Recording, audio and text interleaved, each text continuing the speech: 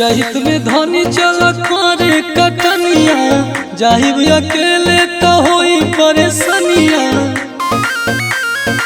चहित में चल धनी करे कटनिया, जाहिब अकेले तो होई परेशानिया। चलो संग हथवा बटावे। अच्छा लग जाए धूप हो जाए हमको रूप, जब गेहूं न कटावे ए रजऊ, जब गेहूं न कटावे ए रजऊ, जब गेहूं न कटावे।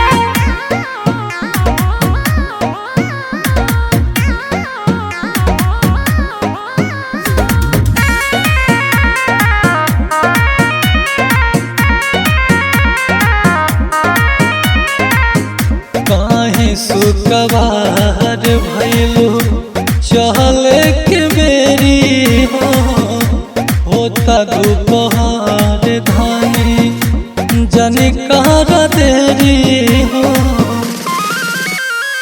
गोरबानी राजा हमको हो जब कलिया, मार दी लोग दुबराई शरीरिया।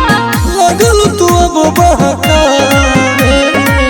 लग जाए धूप हो जाए हमको रूप, जब गेहूं न कटावे ए रजऊ, जब गेहूं न कटावे ए रजऊ, जब गेहूं न कटावे।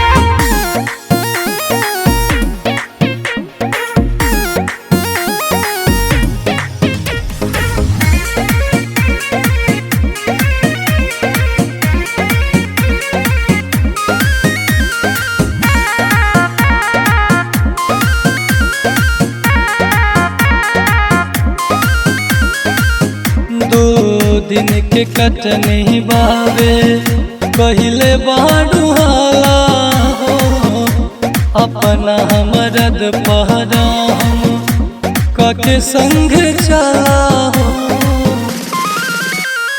सूरज अजीत जाके करो मजदूर हो, हमारा न कटनी करे के बसहूर हो।